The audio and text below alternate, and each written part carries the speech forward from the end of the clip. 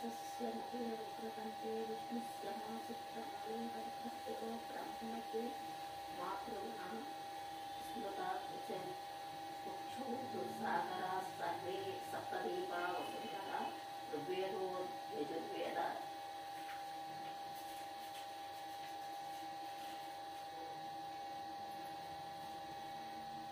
स्वामी धर्म कर्मण्य नंगैक्य सहित कलशं संभासितः अयं तुष्टि महागणाधिपति पूज्यरतं द्विचक्ष व्याकारका स्वगंगे च यमुने कृष्णे गोदावरी सरस्वती नर्मदा सिंधु कावेरी जन्मसिंह सन्निधिं कलशोदकं पूजाद्रव्यं दैवं మీద తమ మీద కొద్దిగా జలధరించుకొని అనంతరము పసుపు గణపతిని పూజించాలి.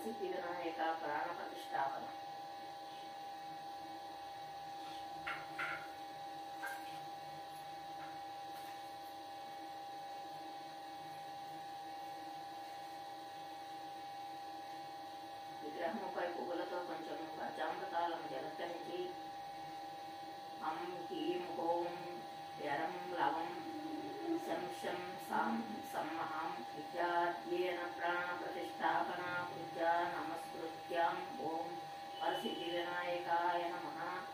స్వామిన్ సర్వజగన్నాథయావత్ జనాసానకం తావత్ త్వం ప్రీతిభావేన బింబేస్మిన్ సన్నిధిం కురు. ఆవహితో భవ, స్థాపితో భవ, సుప్రసన్నో భవ, అలంకురితో భవ, వరదో భవ, ప్రసీద ప్రసీద ప్రసీద అని నమస్కరించుకోవాలి.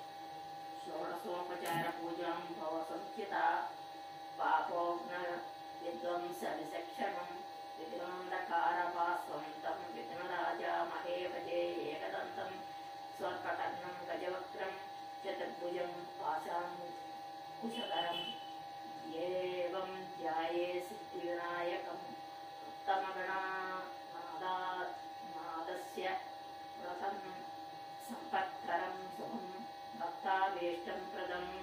తస్మాత్ ధ్యాయోత్స విఘ్ననాయకం ధ్యాయోద్గణాం దేవం తప్తకాంచనా సన్నిభం చతుర్భుజం మహాకాయం సర్వాభరణభూషితం గణాధిపతయే నమః. ధ్యాయామి అత్ర గచ్చ జగద్వన్సురాజాది సర్వనాథనాథ సర్వజ్ఞ గౌరీ గర్భసముద్భవ ఆవాహయామి.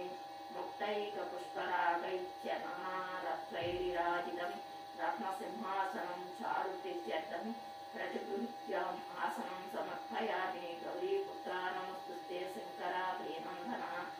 గృహణ్వార్థం మాయాదత్తం గంధపుష్పాక్షరీత్యం ఆద్యం సమర్పయామి. గజవక్త్రం నమస్తేస్తు సర్వపీష్టాప్రదాయకం వ్యక్తపాదం మాయాదత్త గృహీణాసన పాద్యం సమర్పయామి. అనాథనాథ సర్వజ్ఞ గీర్వాణ పూజిత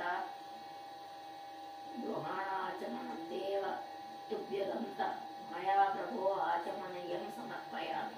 దధిక్షీర సమాయుక్తం మధ్యాజ్ఞాన సమన్వితం మధుపర్కం గృహాణయద గజవక్త్రం నమస్తుతే మధుపర్కం సమర్పయామి. స్నానం పంచామృతే దేవ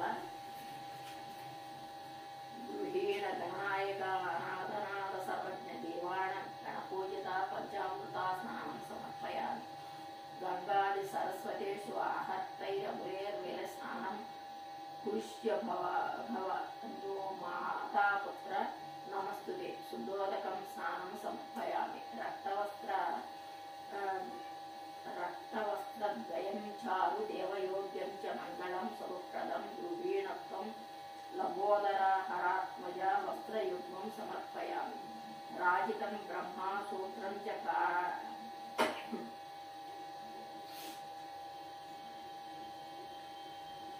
సోస్తరీయకం గృహీణ దేవా సర్వజ్ఞ భక్తానాం ఇష్టదాయకం ఉపవీతం సమర్పయామి. చందనాగరు కర్పూర కస్తూరి కుంకుమాన్వితం విలేపనం సువిశేష ప్రత్యర్థం గృహి ప్రతిగృహీత్యాం గంధం సమర్పయామి. అక్షితాన్ ధవళాన్ దివ్యాన్ శాలియాన్ కుటలాన్ శోభన్ గృహీణ పరమానంద శంభుపుత్ర నమస్తుతే అక్షితాన్ సమర్పయామి. సుగంధాని పుష్పాణి జాతి కుందాముఖాని ఏ వితంతి పుత్రాణి గృహీణా నమస్తుతే పుష్పాణి పూజయామి. అగల్ల పూజా ఓం గణేశాయ నమః. పాదో పూజయామి ఏకదంతాయ నమః. కల్పో పూజయామి సర్పకర్ణాయ నమః. జారిణీ పూజయామి విఘ్నరాజాయ నమః. లింగే పూజయామి అపువాహనాయ నమః. గురు పూజయామి హిరణ్యాయ నమః. కంఠిం పూజయామి లబోదరాయ నమః. ఉదరం పూజయామి గణనాథాయ నమః. కంఠిం పూజయామి లబోదరాయ నమః. నాభిం పూజయామి గణేశాయ నమః. హృదయం పూజయామి సర్పకర్ణాయ నమః. కంఠం పూజయామి స్కందగజాయ నమః. పాశహస్తాయ నమః. హస్తం పూజయామి గజోగ్రాయ నమః. వక్రం పూజయామి విఘ్నేహత్రే నమః. నేత్రో పూజయామి సర్పకర్ణాయ నమః. పౌర్ణం పూజయామి బాలచంద్రాయ నమః. లాలాటం పూజయామి సవేరాయ నమః. విఘ్నరాజాయ నమః. సర్వోన్యగాని పూజయామి. అద్వైకలితం చ పత్రా పూజ సమోపాయనం. మాధీపత్రం పూజయామి గణాధిపతాయ నమః. గృహీపత్రం పూజయామి ఉమాపుత్రాయ నమః. బిల్వపత్రం పూజయామి గణనాథాయ నమః. దులాయుగ్మం పూజయామి పత్రం పూజయామి లంబోదరాయ నమః. బదరీపత్రం పూజయామి గృహీ గజాయ నమః. అపామార్గపత్రం పూజయామి గజకర్ణాయ నమః. తులసీపత్రం పూజయామి ఏకదంతాయ నమః.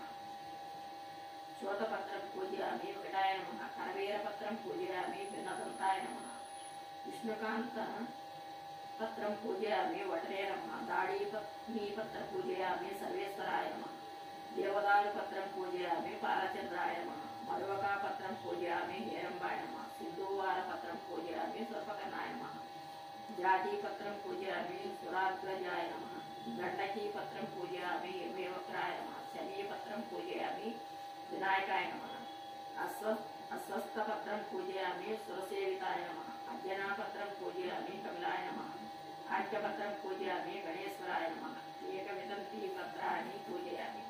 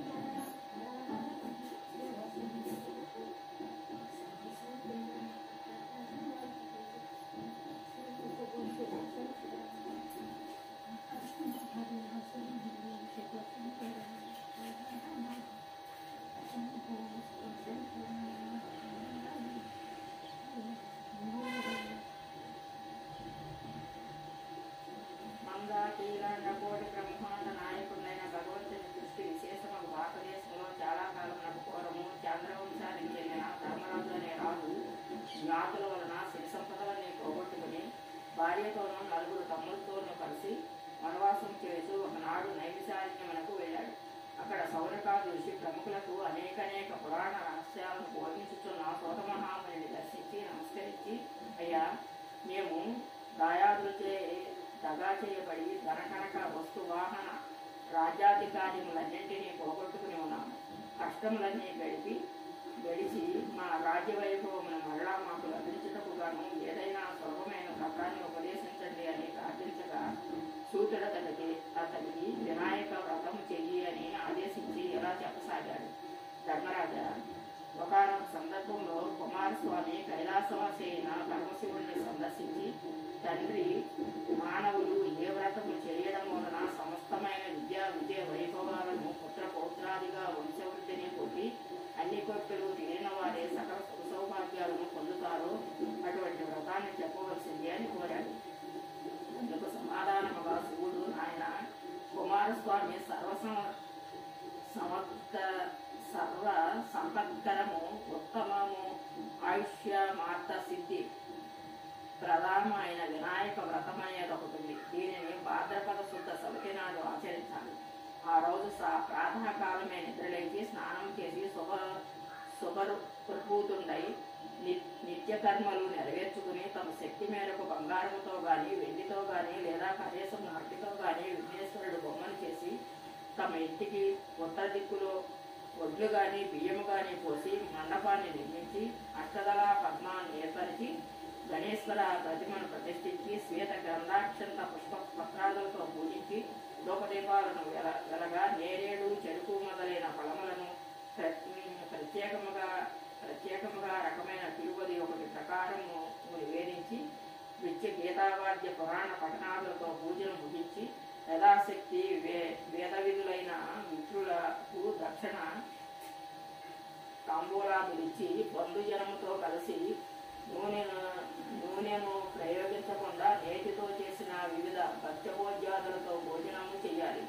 మరునాడు ఉదయము స్నాన సంధ్యలు పూర్తి చేసుకుని అనంతరము పునః పూజలు చేసి యథాశక్తిగా బ్రాహ్మణులను దక్షిణ కాంబోధలతో సంతృష్టపరిచి ఈ విధంగా ఎవరైతే ఈ వినాయక వ్రతాన్ని చేస్తారో వాళ్లకు శ్రీ గణపతి ప్రసాదం వలన సకల కార్యములు సిద్ధిస్తాయి. ఈ విధముగా షణ్ముఖునకు శివునిచే చెప్పబడిన ఈ వ్రతాన్ని నువ్వు కూడా ఆచరించు.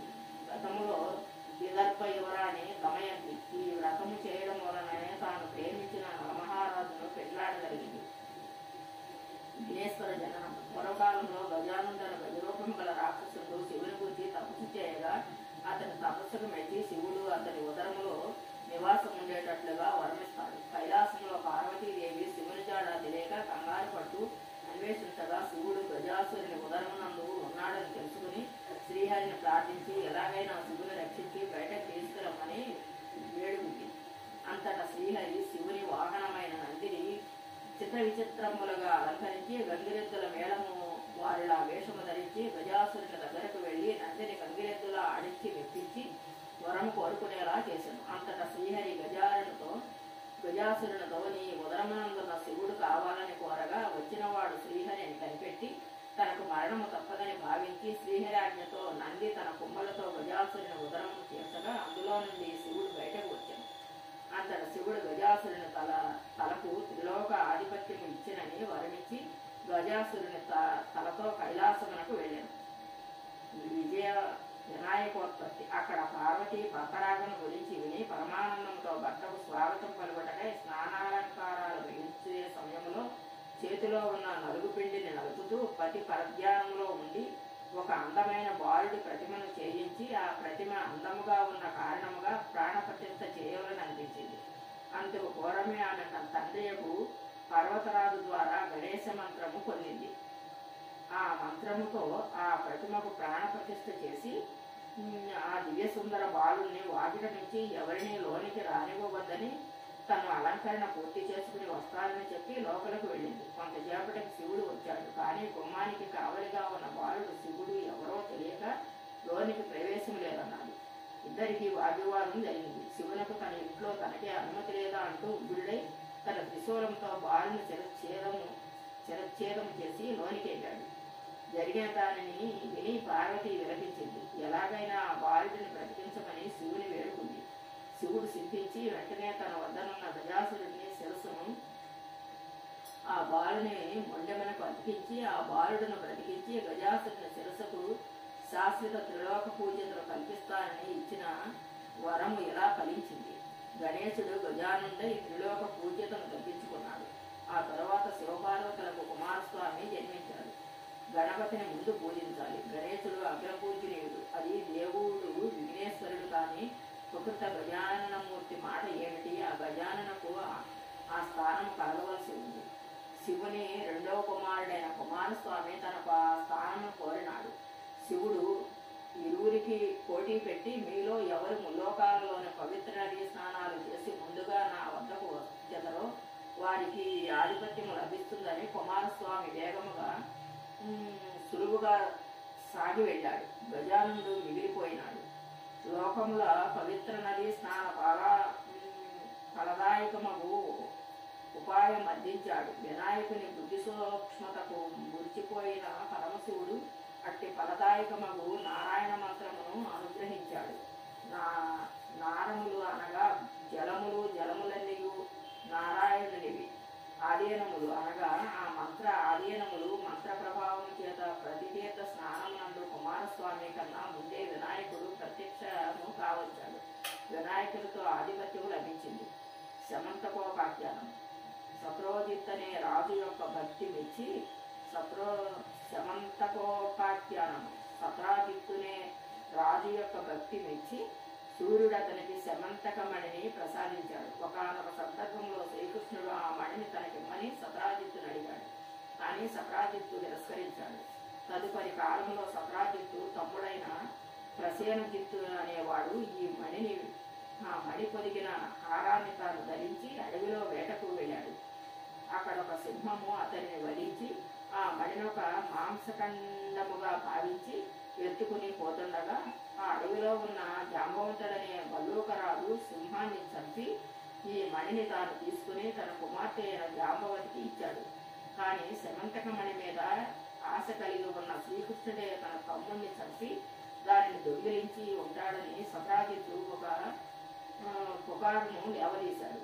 ప్రజలంతా ఇది నమ్మసాగారు. ఆ వార్త విని బాధపడి బలరాముడిని ఓదార్చుతూ శ్రీకృష్ణుడు, అన్నయ్య బాధపడకు, వినాయక చవితి నాడు బాలప్రాంతంలో చంద్రుడు ప్రతిబింబమును చూడడం వలనే నాకు ఈ అపవాదు కలిగినదని చెప్పాడు. సవతి చంద్రునకు అపవాదుకు సంబంధం ఏమిటి? బలరాముడు అడగగా శ్రీకృష్ణుడు ఇలా చెప్పసాగాడు. వినాయకుని జన్మదినమైన ఒకనొక భాద్రపద శుద్ధ సవితి నాడు కైలాసములో కబ్బురపరుండైన విఘ్నేశ్వరుడు ఆనంద తాండవం చేస్తూ ఉండగా అక్కడే ఉన్న చంద్రుడిని చూసి అపహాస్యం చేశాడు. అందుకు కోపించిన వినాయకుడు, ఓరి సవితి చంద్రుడా, ఈ రోజు నుంచి నిన్ను చూసిన వాళ్ళందరూ నీలాపనిందల పాలైపోయిదరుగాక అని శపించాడు. అనంతరము చంద్రుడు దేవతలు కలిసి ప్రార్థించగా భాద్రపద శుద్ధ సవతి ఆ జన్మదినం నాడు శివుడు కుమారస్వామికి చెప్పిన విధముగా నన్ను పూజించి ఈ కథ చెప్పుకుని ఆ కళాక్షంతలను ధరించిన వారు త్వరలోనే అపవాదుల నుండి బయటపడి అన్ని విధాలైన సుఖ సంపత్ సౌభాగ్యాలను పొందుతారని వరమిచ్చాడు. ఆ సంగతి తెలిసి కూడా నేను గత వినాయక చవితి నాడు ఆయనను పూజించకుండానే ఈ రాత్రి పాలకొండలో చంద్రుడిని ప్రతిబింబం చూడడం జరిగింది. అందువలన అపనింద పడ్డాను అని వివరంగా చెప్పాడు. అది వినిన బలరాముడు తక్షణమే శ్రీకృష్ణుడి చేత ప్రాయశ్చిత్త సహితముగా వినాయకుడి వ్రతం చేయించాడు. ఆ వ్రతం చేసుకునే కళాక్షంతలను ధరించి కృష్ణుడు తన అపనిందను మాపుకునేందుకు గాను బయలుదేరాడు. జాంబవత్యాపాఖ్యానము మరియు సత్యభామ పరిణయము ఈ విధముగా శ్రీకృష్ణుడు సరాసరి ప్రసేనజిత్తు వెళ్లిన అడవికి వెళ్లి అక్కడ అతని మృత కళేబరాన్ని దాని చెంతనే ఉన్న సింహపు అడుగుజాడలన్నీ చూసి వాటిని వెన్నుంటి వెళ్లి జాంబవంతుడు జాడలు తెలుసుకుని అతని గృహలోకి ప్రవేశించినాడు. జాంబవంతుడు కూతురు జాంబవతి. ఆమె యొక్క క్రీడాలోక కేళీ కందుకముగా కట్టి ఉంది. శమంతకమణి దానిని తీసుకోబోయిన శ్రీకృష్ణుడిని జాంబవంతుడిని నిరోధించాడు. ఇద్దరికి యుద్ధం జరిగింది. జాంబవంతుడు ఓడిపోయాడు. శమంతకమణితో పాటు కూతురైన జాంబవంతిని కూడా శ్రీకృష్ణులకు సమర్పించుకున్నాడు. మణితోనూ కన్యామణితోనూ మరలి వచ్చిన కృష్ణుడు జరిగినదందరికీ చెప్పి మణిని సత్రాజిత్తుకు ఇచ్చాడు. కృష్ణుడు అనుమానించి నిందించినందుకు సిగ్గుపడ్డ సత్రాజిత్తు తన కుమార్తె అయిన సత్యభామను కూడా శ్రీకృష్ణుకే ఇచ్చి వివాహం జరిపించాడు. ధర్మరాజా వృత్తాసురుడిని చంపేందుకు ఇంద్రుడు గంగను భూమికి తెచ్చేటప్పుడు భగీరథుడు క్షీరసాగర మదనమప్పుడు దేవదాతుగుల శతాన్వేషణములో శ్రీరాముడు కుష్ఠవ్యాధి నివారణ